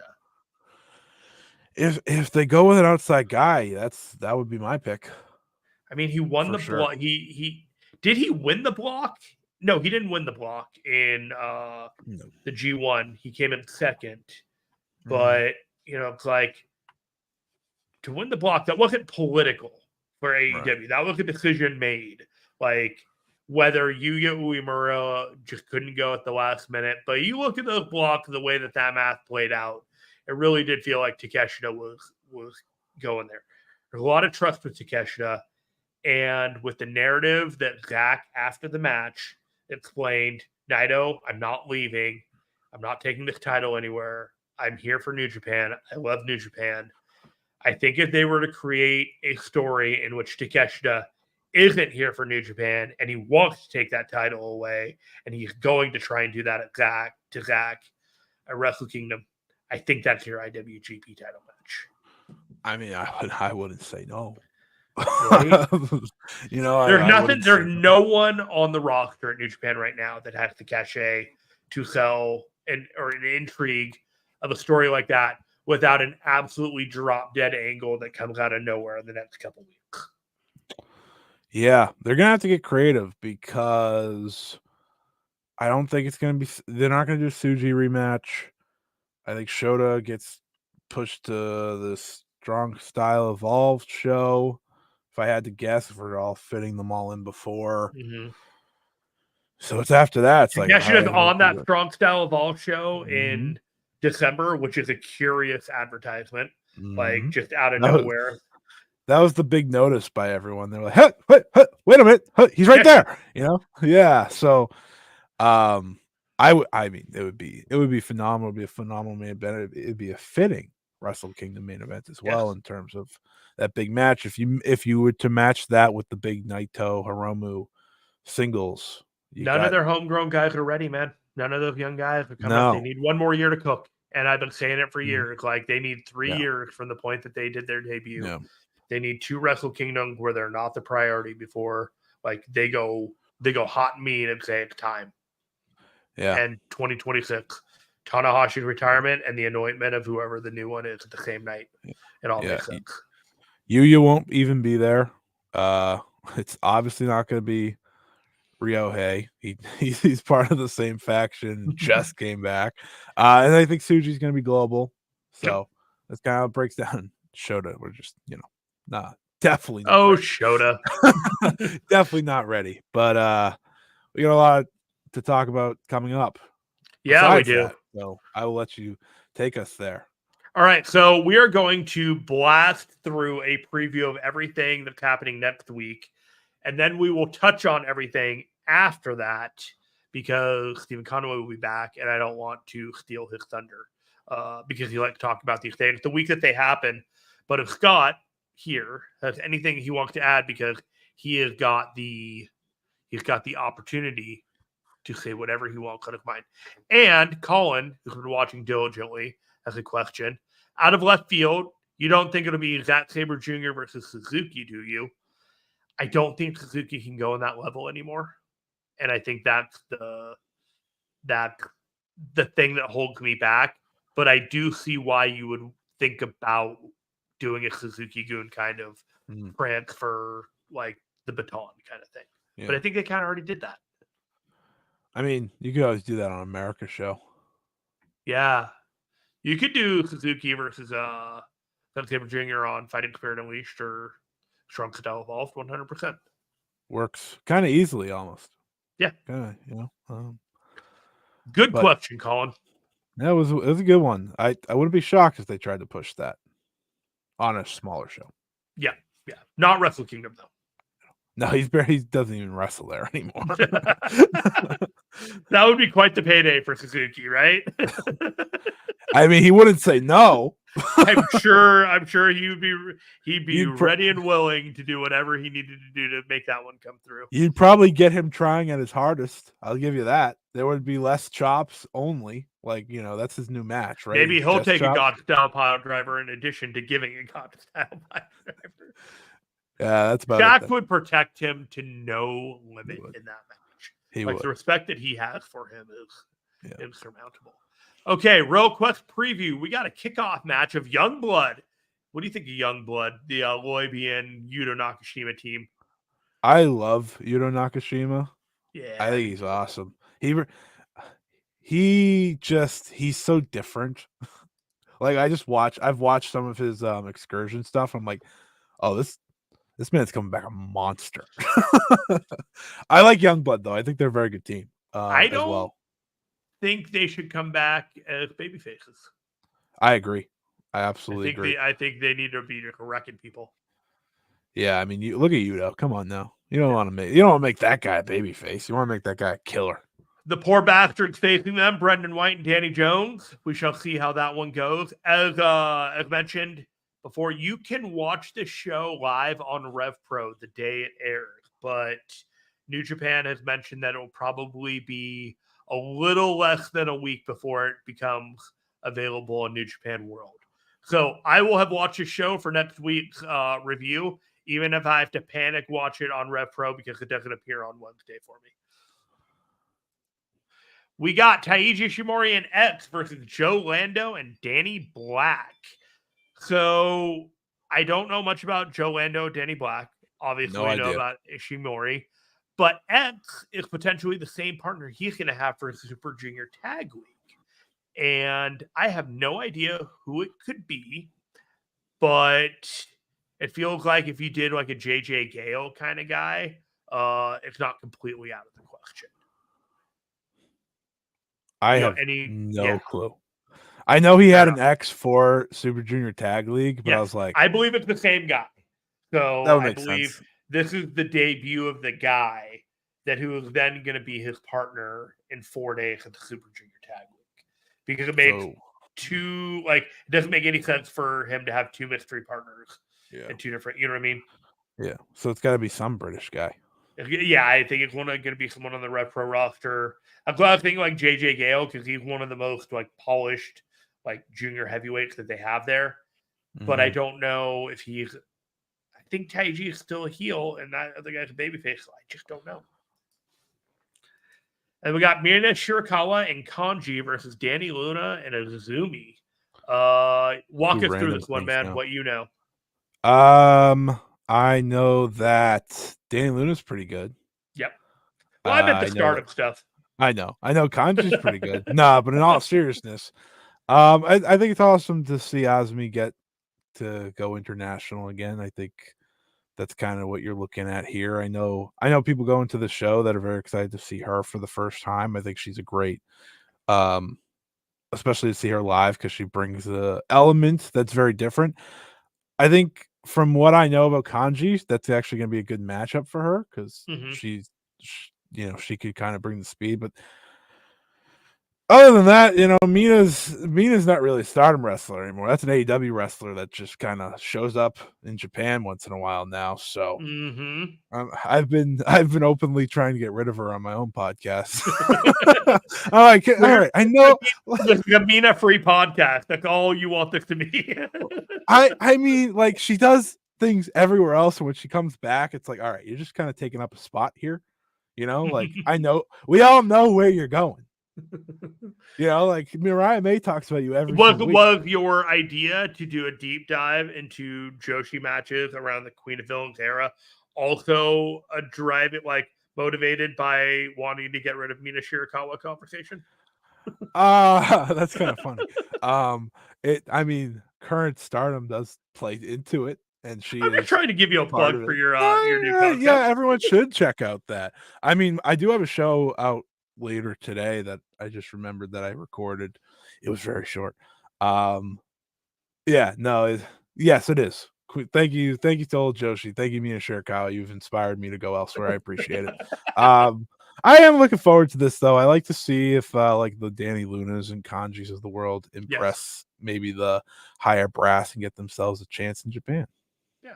I'm watching Viva Van a lot for, just out of circumstance lately and a couple of the other people. And, they're doing this AEW Mexico thing. So they're really emphasizing the Mexican wrestlers and all of a sudden they're winning instead of the people that have usually been winning before, and I find it pretty funny. But at the same time, it's like opportunity knocks, and when the money comes in, some people win. Absolutely. Ooh, this match is going to be fun. We got Kosei Fujita versus Michael Oku in a singles match. And I think Michael Oku is on his way out of Rev Pro. And I kind of think that they're probably going to win this one with Kosei Fujita still not quite beyond the bottom level of TMDK. But regardless, this match is probably going to be pretty good. Yeah, when I saw this card and I saw Oko, I was like, I thought you left already. Like, right. You lost the belt, you did the goodbye, and then you just a victory lap match. Leave. Like, you didn't actually go away yet. I think everyone thinks he's going to AEW. I think that's not really a secret, though. He's still here. Fujita's my guy. I love Fujita. So I'm interested to see where this goes. It's lower on the card, so I won't get a lot of time, but I don't think it needs a lot of time. I think that's the beauty of the match. I just like the punk lifestyle Fujita. Let's keep it moving. Yota Tsuji versus Drilla Maloney in another singles match. And this is one of those, when I was putting together, I didn't really pay attention to this match being on the card. So when I flipped it to right now, like, oh, holy shit, this match is going to fuck hard. This is going to be a great match. Everything about Drilla Maloney is I am on board with. And I think with him being in the match with Yota Tsuji, he's going to be especially motivated. And I expect this one to be a very hard-hitting affair.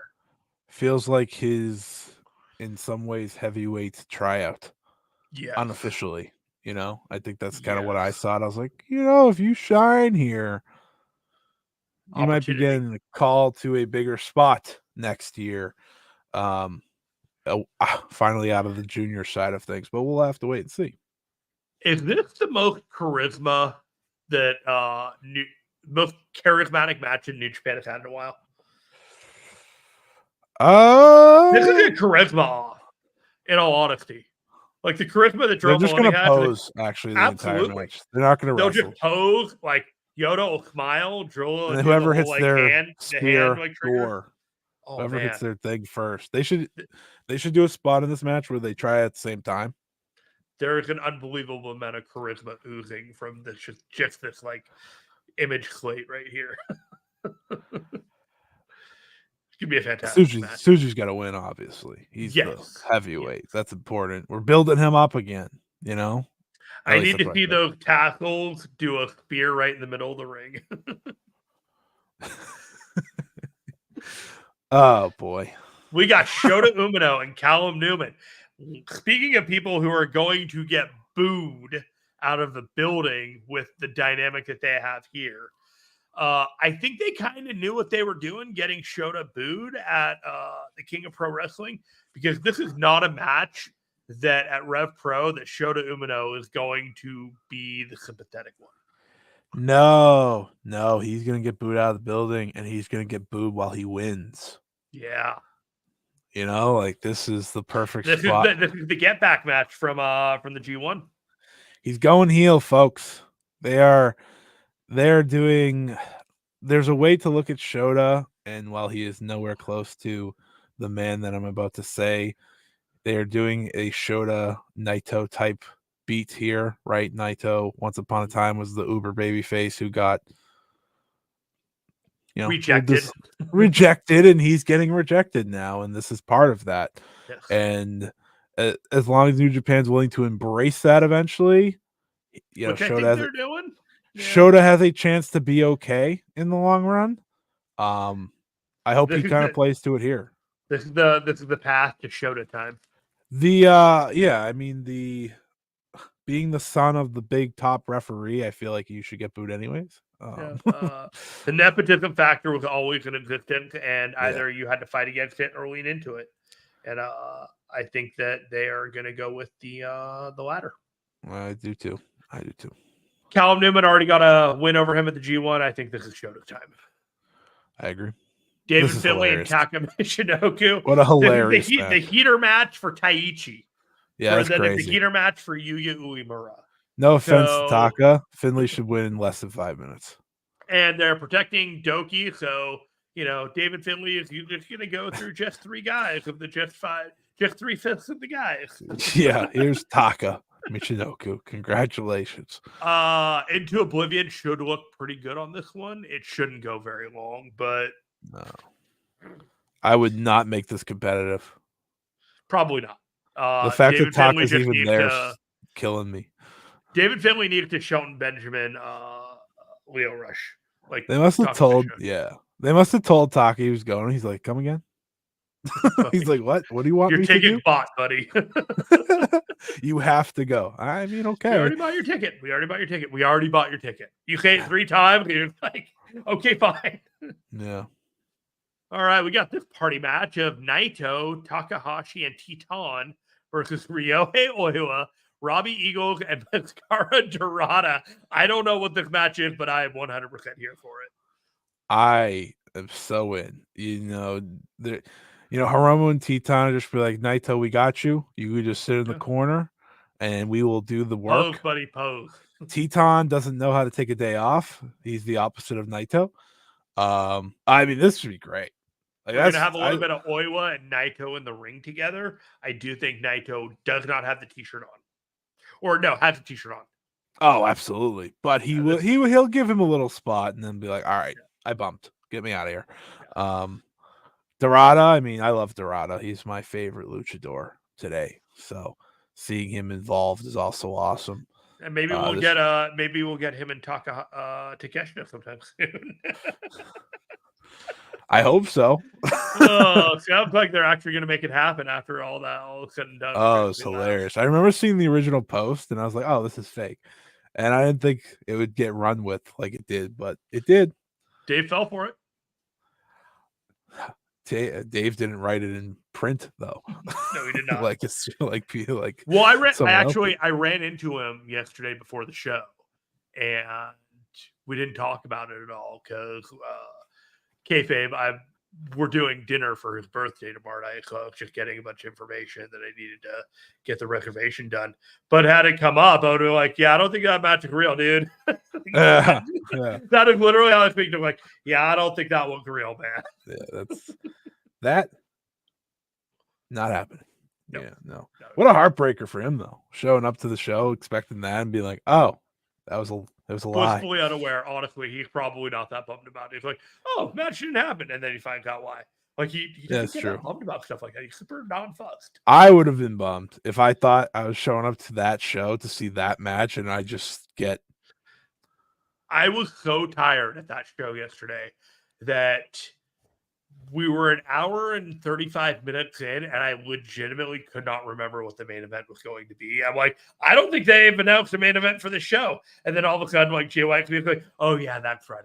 The real main event was Shelton versus Leo Rush. Oh, my God, that match was so great. I was watching that one live, and I was just like, this match makes me so happy. Shelton rules. Shelton rules. Leo Rush made him look amazing.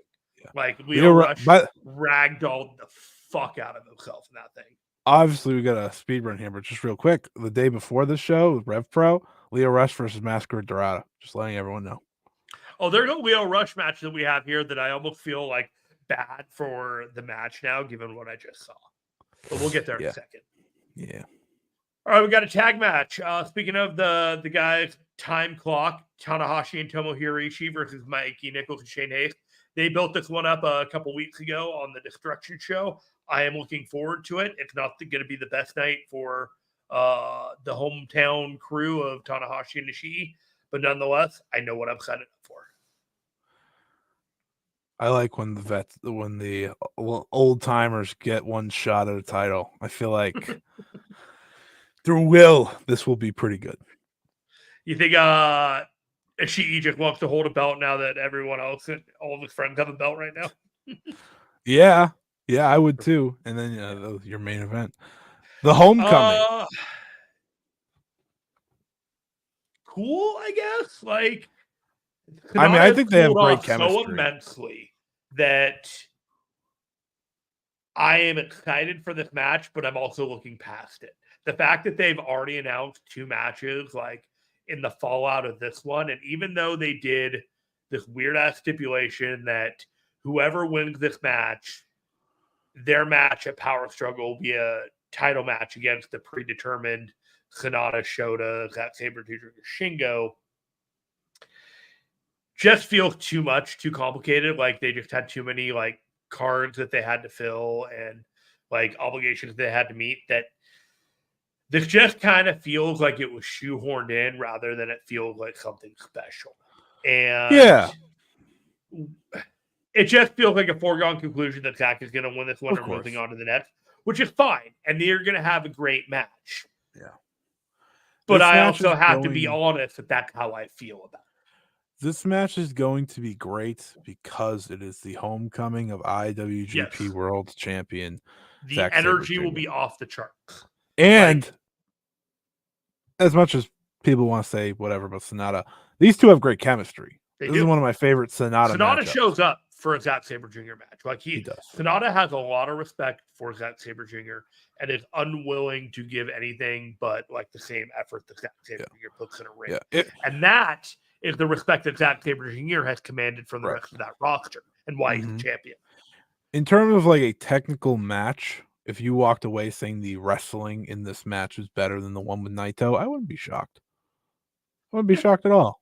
It would be actually very almost expected. Yeah. All right. We are going to hop into the Super Junior Tag League block real quick, get some quick thoughts, and then move on to the rest of the couple matches. We're going to get out of here in under 2 hours. That's my God-given hope to everybody here. Because, good Lord, there's a lot. 75 matches. We're going to cover 30 of them right now. Not really, but we are. On the A block, have you done any much research on these, or are you just catching this for the first time right here? I knew the teams. I had no idea the blocks. Got it.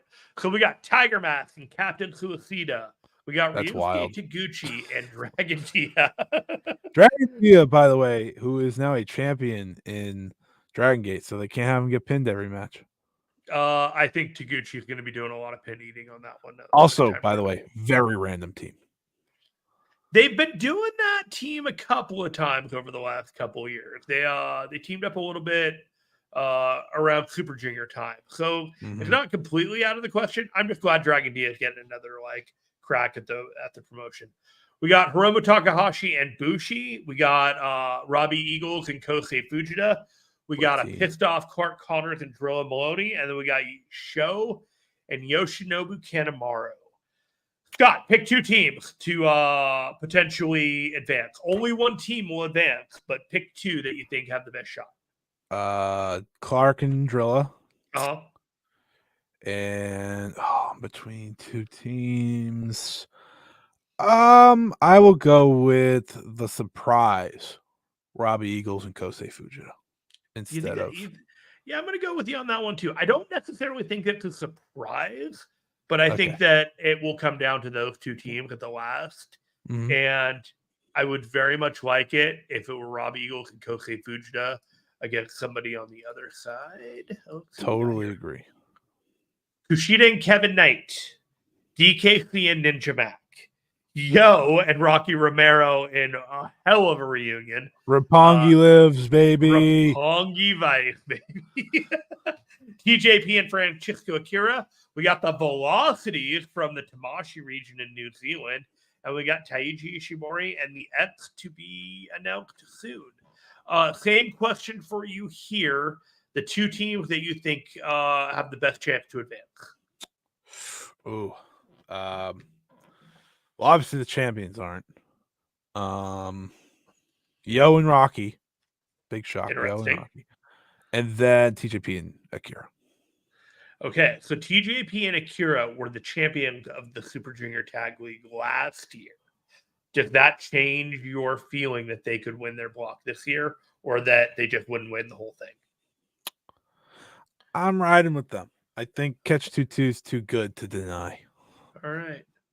I think it's possible that Kushida and Kevin Knight... This one feels wide open, by the way. It does. It does. I think you're right that Kushida and Kevin Knight don't win their block, but lose at the very last thing. Like, if they go 3-2 and lose on a tiebreaker, that seems about right. I think TJP and Francisco Akira versus Robbie Eagles and Kosei Fujita sounds like a very sexy power struggle final. in which Kushida and Kevin Knight would then face the winner of that, which would be Robbie Eagles and Kosei Fujita versus those two would be probably pretty amazing. I would love that. I hope they go with that. A lot of orange if that happens, by the way. Lots of orange. I will be 1,000% in favor of that. And then we got the team right there. Blah, blah, blah. I don't know what's happening here. There we go. Power struggle. Power struggle. My mouse is power struggling as well. Oh, God. So we got these matches. We got the Taichi. We don't have to talk about it much. We're just announcing that they're going through. We got the Taichi, and then we got the David Finlay. We got the show. We got the Master Wato at Power Struggle. We got Nichols and Hayes versus Great O'Connor and Henare, which was a match made after the end of their match the other night. We got Phantasmo and Tanahashi with Old Renders versus Ren Narita and Evil. Maybe we'll get ELP and Ren Narita in some kind of TV title match as a result of that. And then we got Fighting Spirit Unleashed. We got Ryohei Oiwa versus Kenta. Right down the street from me, by the way, this show. Are you going to go? I'm thinking about it. This one actually jumped off the page to me. I was like, oh my God, the Noah-ness going on here is jumping off the... I think I'm going to go. I do think I'll ultimately go. I will tell you, I bought a pre-sale ticket for the front row of the balcony for Battle in the Valley today. That's a great show. This show is going to be like a whatever show by New Japan. I know that, but Battle of the Valley always fucks hard. Stardom announced that they're going to have 2 Stardom wrestlers on the show, so I'm probably going to have to go now for that 4-way match that they're doing. That's very random, but I saw this and I was like, okay, I'm in. And then the Kevin Knight match, I was like, okay, I'm in even more. So they won me over. Considering the Long Beach show, because it's not completely impossible, but it's right before Christmas, and I'm already going down the week after for like a week and a half, and I just I can't do it again. And then they announced Battle in the Valley, which is a 5-minute walk from my house, and I was like, well, cool. I would do that. I would also do that one. All right. We also got Leo Rush and Mustafa Ali. And this is the one I felt bad about them announcing after I watched that Shelton Benjamin Leo Rush match.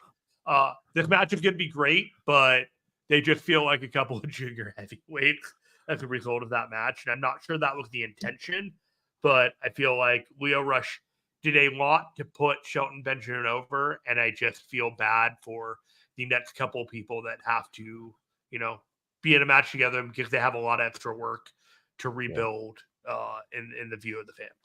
Not that these guys can't, but it's still an unfortunate.